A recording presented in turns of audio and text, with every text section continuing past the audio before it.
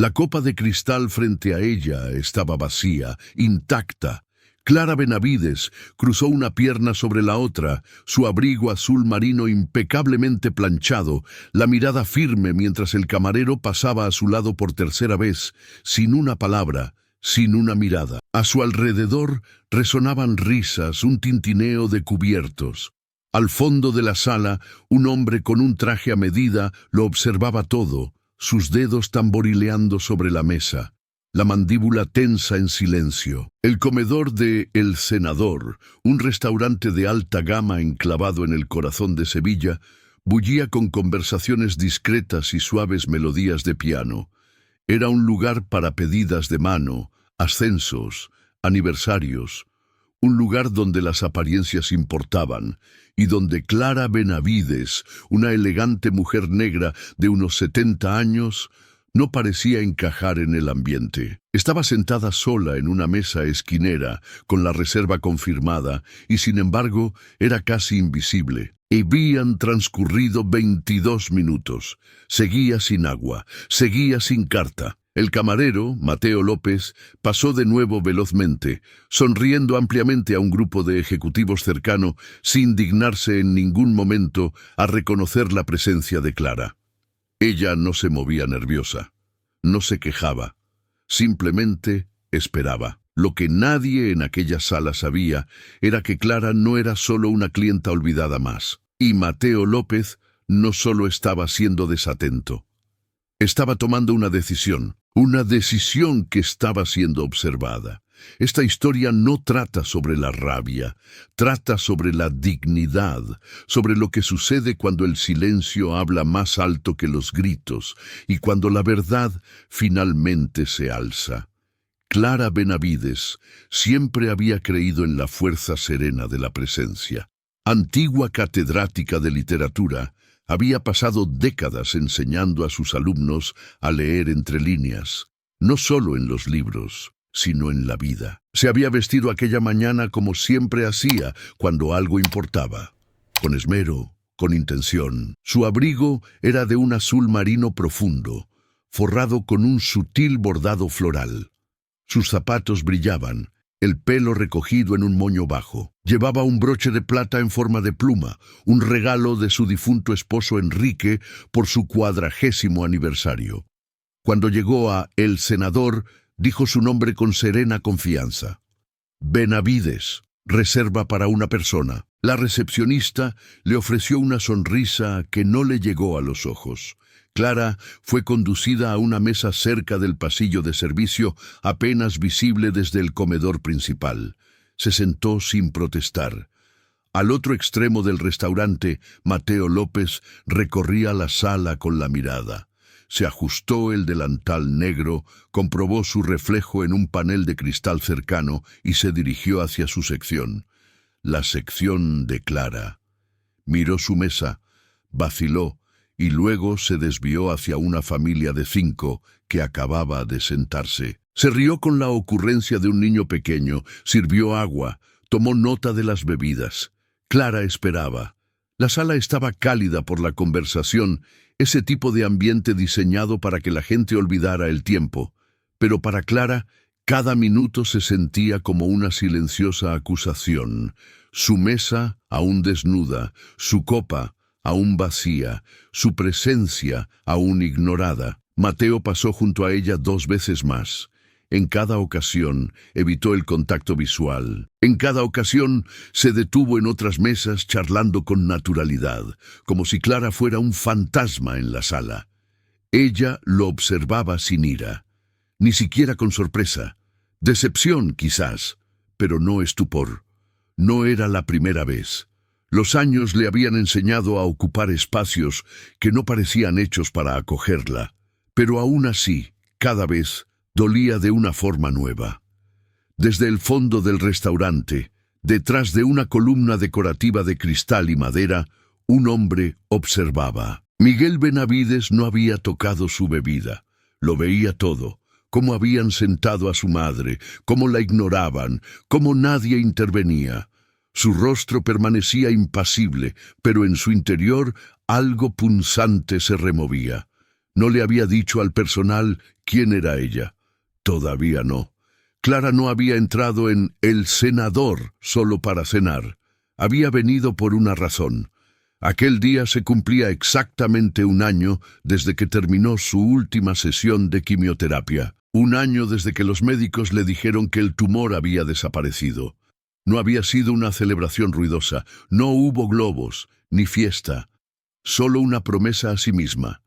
Ese día se sentaría en un lugar al que nunca antes se había atrevido y brindaría por su propia resiliencia.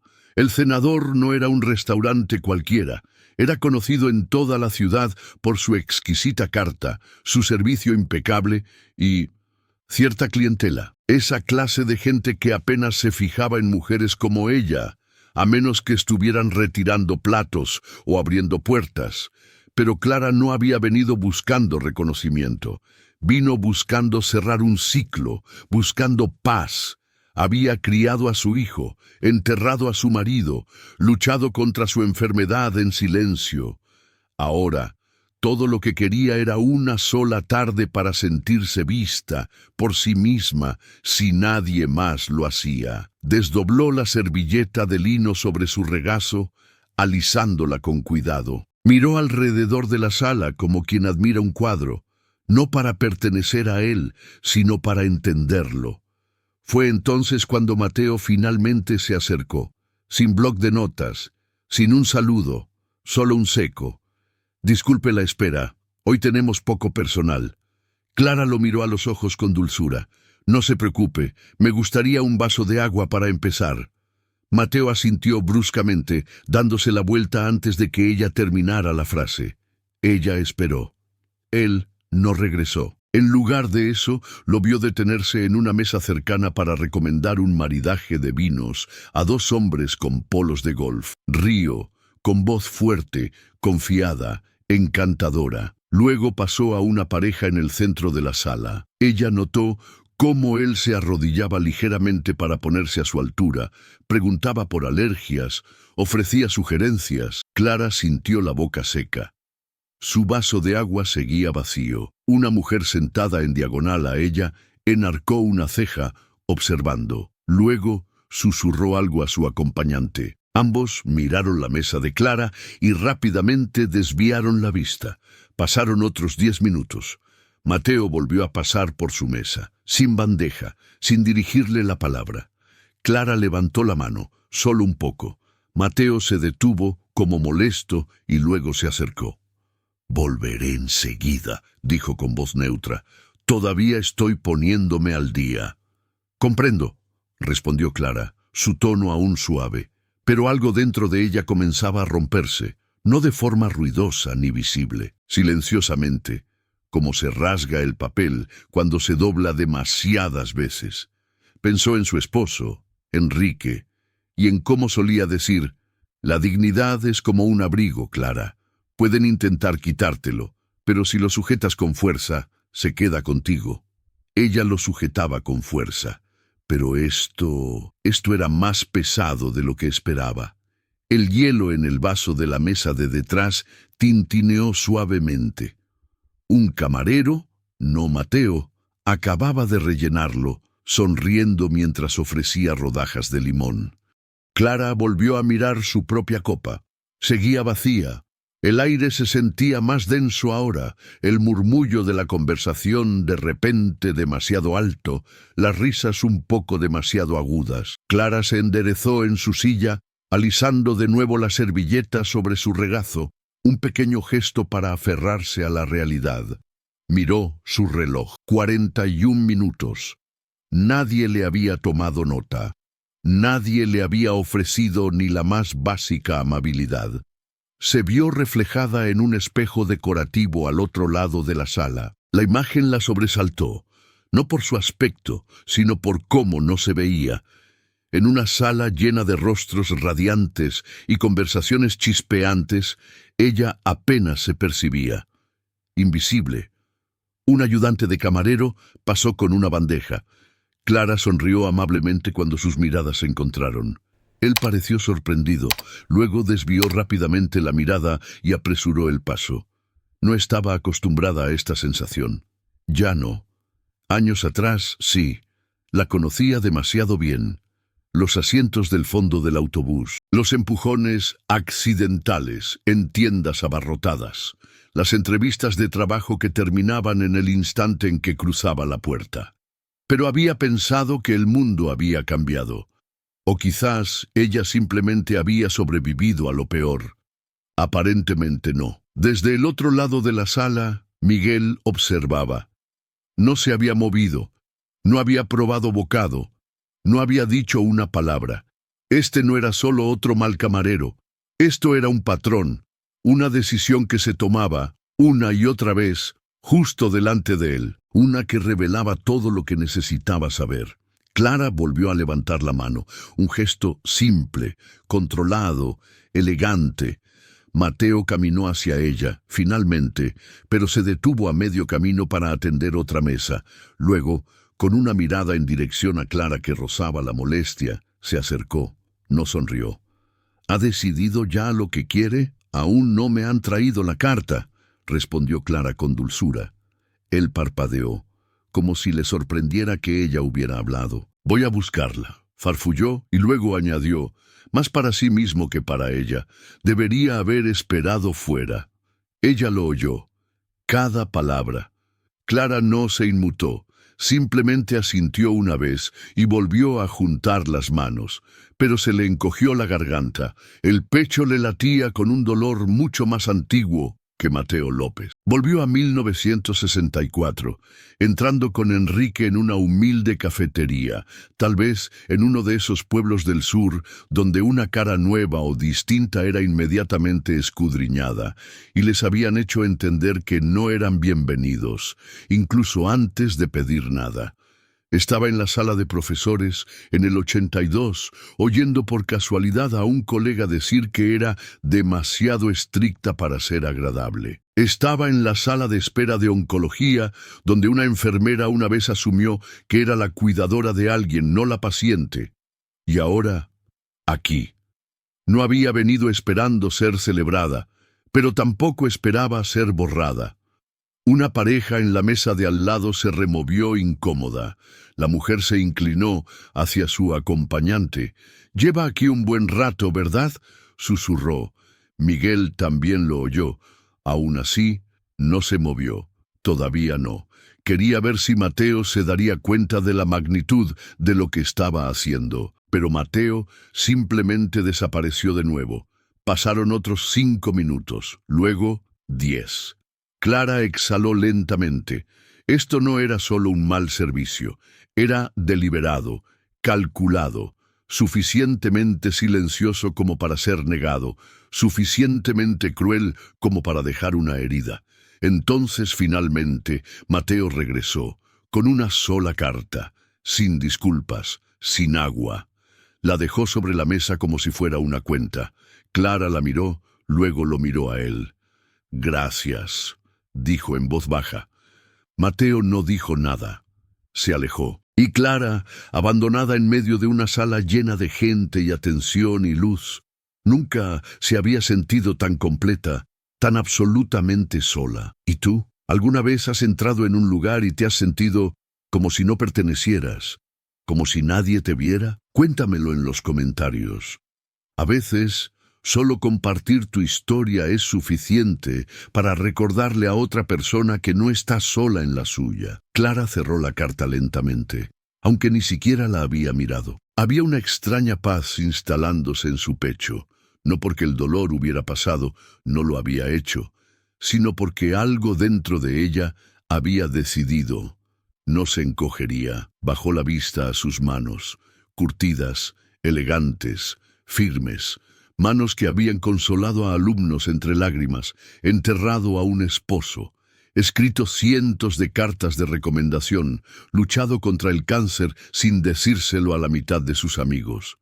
Manos que habían pasado páginas cuando su cuerpo le suplicaba que descansara. Y de repente recordó algo que Miguel le dijo una vez, años atrás, después de una cena en la que ella había sido la única mujer negra en la mesa y había soportado una docena de pequeños desprecios sin inmutarse. «Mamá, No dijiste ni una palabra, y aún así todos te oyeron. Ella había sonreído en ese momento, pero ahora esas palabras resonaban más profundamente. Clara se irguió un poco más en su silla, rebuscó en su bolso y sacó un fino diario de cuero. Desabrochó el botón, sacó un bolígrafo. Si el mundo a su alrededor insistía en fingir que ella no estaba allí, se volvería hacia adentro y escribiría, no como una retirada, sino como una declaración. Con dedos tranquilos, comenzó a tomar notas. Una frase aquí, un verso de un poema que una vez enseñó, una cita de María Zambrano, una sola palabra, entereza. Por el rabillo del ojo, notó que la pareja de al lado la observaba. La mujer le ofreció una sonrisa educada. Clara la devolvió con el más leve asentimiento, no por amabilidad, sino por claridad. No era invisible, simplemente no sabían cómo verla, pero ella se veía a sí misma. Eso era suficiente. El tintineo de las copas continuaba. La risa de Mateo de nuevo en otra mesa. El piano cambió a una melodía más lenta. En algún lugar al fondo, Miguel se inclinó hacia adelante, con la mandíbula aún apretada, pero ahora había algo más en sus ojos. Respeto, admiración. El fuego todavía ardía en él, pero ahora lo veía, la silenciosa resistencia de su madre. Su poder no residía en lo que exigía, sino en lo que nunca necesitó exigir. La sala seguía girando, pero Clara Benavides se había anclado. Miguel se levantó lentamente. Sus movimientos eran deliberados, medidos, como alguien cruzando una cuerda floja entre la rabia y la contención. Se ajustó la chaqueta, se alisó la corbata y caminó hacia la parte trasera del restaurante, donde la señora Morales, la jefa de sala, estaba de pie cerca de la barra, con una carpeta en la mano. Sin levantar la voz, se inclinó. «Mesa 9», dijo, apenas un susurro. «No intervenga. Quiero ver hasta dónde está dispuesto a llegar Mateo». Los ojos de la señora Morales se agrandaron ligeramente. «¿Esa es su madre?» Miguel asintió una vez. «No quería que nadie lo supiera», añadió. «No quería un trato especial. Solo decencia». La señora Morales apretó los labios, asintió una vez y volvió la mirada a la sala. Al otro lado de la estancia, Clara seguía escribiendo. Miguel regresó a su mesa, pero ahora había un cambio en el aire. Uno de los camareros, un hombre mayor llamado Julián, pareció notarlo. Se acercó a la señora Morales y preguntó en voz baja, «¿Debería encargarme yo de esa mesa?» Ella vaciló. Luego respondió, «Todavía no». De vuelta en la mesa de Clara, Mateo finalmente reapareció con los brazos cruzados y la frustración visible en su rostro. «Entonces, ¿está lista para pedir o no?», preguntó con tono cortante. Clara levantó la vista de su cuaderno. «Creo que sí», respondió con voz calmada. Él no anotó nada, solo la miraba fijamente, esperando. «Tomaré el salmón a la plancha», dijo, «con espinacas salteadas, y si es posible, un vaso de agua con gas». Mateo asintió bruscamente, giró sobre sus talones y se alejó sin decir palabra. Al otro lado de la sala, Miguel cerró los ojos por un momento, apretando la mandíbula. Ya no se trataba solo del servicio, se trataba de carácter, de lo que una persona hace cuando cree que nadie la está mirando, pero alguien estaba mirando, y la hora de la verdad apenas comenzaba. Mateo regresó a la cocina con la comanda de Clara, mascullando algo entre dientes mientras entregaba la nota. «¿Otra vez la mesa 9?» preguntó el chef, echando un vistazo. Mateo se encogió de hombros. «Es imposible. Ni siquiera debería estar aquí». No se dio cuenta de que Julián, el camarero más veterano, lo había oído. Mientras tanto, en la sala, Clara permanecía serena. Sus dedos descansaban suavemente sobre su diario, el bolígrafo cuidadosamente colocado sobre la página. El agua aún no había llegado. Tampoco un simple «gracias» o «su comanda está en camino». Pero algo había cambiado. No en Mateo, en la sala. La gente se estaba dando cuenta ahora. Una mujer en una mesa cercana se inclinó y le susurró algo a su marido. Un joven con traje de negocios miró a Mateo, luego de nuevo a Clara. No hubo ninguna escena, ningún grito, pero algo tácito recorrió el comedor como el viento entre la hierba alta. El pianista erró una nota. Incluso él lo sintió. Miguel se levantó de nuevo. Esta vez no fue hacia la señora Morales. Caminó directamente hacia Mateo. El camarero estaba rellenando una copa de vino cuando Miguel apareció a su lado. «Mateo», dijo Miguel con voz baja pero firme. Mateo levantó la vista sobresaltado. «Señor Benavides, señor, no lo había visto».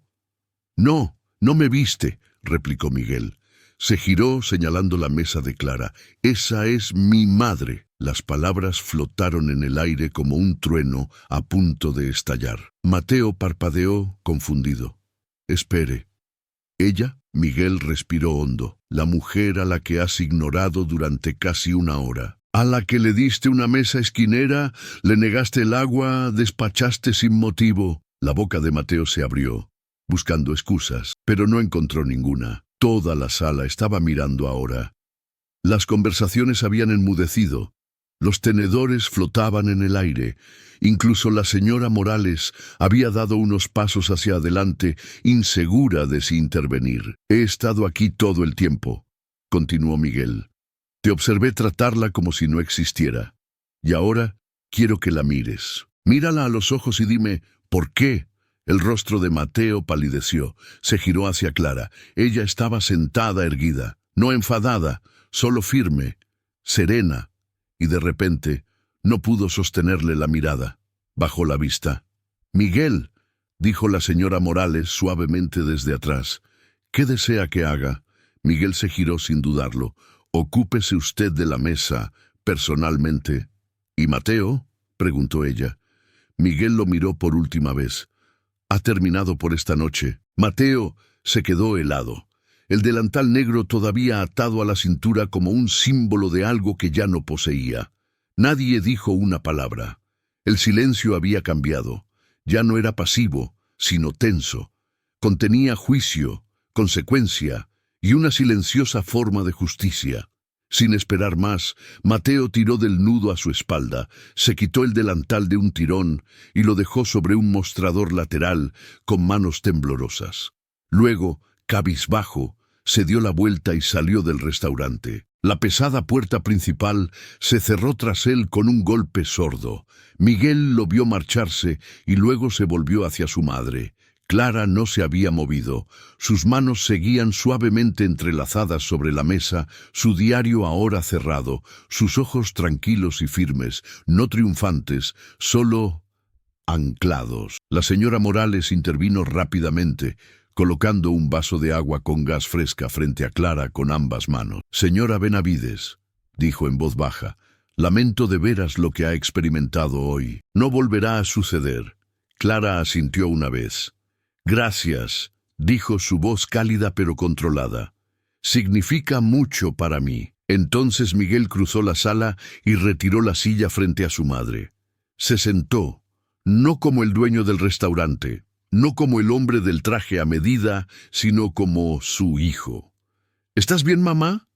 Clara lo miró durante un largo momento. Su expresión era indescifrable. Luego extendió la mano y la posó suavemente sobre la de él. «Estoy bien», dijo. «Pero tú lo has manejado». Miguel tragó la opresión en su garganta. Debería haberlo detenido antes. «No», replicó ella, «dejaste que la verdad se mostrara por sí misma. Eso es más difícil, eso es más valiente». Un camarero trajo el salmón que había pedido, ahora perfectamente emplatado con esmero adicional. Se había añadido una pequeña vela a la mesa. Alguien incluso le había pedido al pianista que tocara algo más suave, más conmovedor. Clara probó un pequeño bocado y luego miró a su alrededor. La atmósfera había cambiado por completo. La gente ya no fingía no verla. Sus miradas contenían un respeto silencioso, no por culpa, sino por comprensión. La joven pareja cercana le hizo un pequeño asentimiento. La mujer de la mesa de al lado articuló un «lo siento». Incluso Julián, el camarero mayor, se detuvo brevemente para decir «fue un honor verla manejar la situación con tanta elegancia». Clara no necesitaba disculpas. Necesitaba exactamente lo que se había ganado: reconocimiento. Mientras continuaba su comida, Miguel permaneció en la mesa. No hablaron mucho, no lo necesitaban. Había algo sanador en el silencio ahora, algo íntegro. Cuando llegó la cuenta, anulada por supuesto, Clara no sonrió. Simplemente colocó su servilleta con delicadeza sobre la mesa, se levantó con cuidado y se ajustó el cuello del abrigo. Su postura seguía siendo regia, como si acabara de terminar de dar una clase magistral, en lugar de soportar una hora de menosprecio. Miguel la siguió hasta la puerta, no por obligación, sino por reverencia. Fuera, la brisa del atardecer agitaba los árboles a lo largo de la acera. Clara hizo una pausa antes de bajar los escalones de piedra. «Has construido algo especial aquí», dijo, con voz queda. Miguel asintió. «No es suficiente, lo será», replicó ella. «Si recuerdas lo que ha pasado hoy y para quién lo estás construyendo realmente». Él la miró, inseguro de cómo responder. Ella le puso una mano en el brazo. «Los restaurantes sirven más que comida, Miguel. Sirven memoria, identidad, dignidad. No lo olvides nunca». Él no lo olvidó. Esa noche, la señora Morales reunió al equipo después de cerrar. Sin sermones, sin gritos, solo la verdad. «Lo que ha sucedido hoy ha sido inaceptable», dijo. «Pero más que eso, ha sido revelador». No mencionó el nombre de Clara. No era necesario. A partir de ese día, las cosas cambiaron. Los camareros estaban más presentes, las miradas más alerta. Las voces eran más suaves con los que no eran escuchados. Las cartas llegaban rápidamente a todas las mesas. Nadie se sentaba cerca de la cocina a menos que quisiera. Clara nunca regresó a «el senador». No lo necesitaba. Ya había dejado allí algo que perduraría mucho más que una simple comida. Un estándar, una presencia, una lección, grabada en las paredes sin que se hubiera alzado una sola palabra. Y para Miguel, fue más que proteger a su madre. Fue comprender lo que ella le había estado enseñando todo el tiempo. No con sermones, sino con un silencio lleno de significado. La historia de Clara Benavides nos recuerda que, a veces, la declaración más poderosa no se hace a través de la ira o la confrontación, sino a través de una silenciosa dignidad que se niega a doblegarse. ¿Y tú? ¿Alguna vez te has sentido invisible, ignorado o apartado por razones que no podías nombrar del todo, pero que sabías que estaban ahí? Cuéntamelo en los comentarios. Tu experiencia podría ser exactamente lo que otra persona necesita para sentirse menos sola en este momento. Si esta historia te ha conmovido, deja un me gusta. Me hace saber que estas historias importan. Y si crees en las voces que hablan sin gritar, en las historias que profundizan en quiénes somos, suscríbete al canal. La próxima historia puede ser la que necesites escuchar. Gracias por tu atención y nunca olvides, el respeto no se gana con títulos o estatus. Se le debe a todo ser humano que se atreve a cruzar la puerta.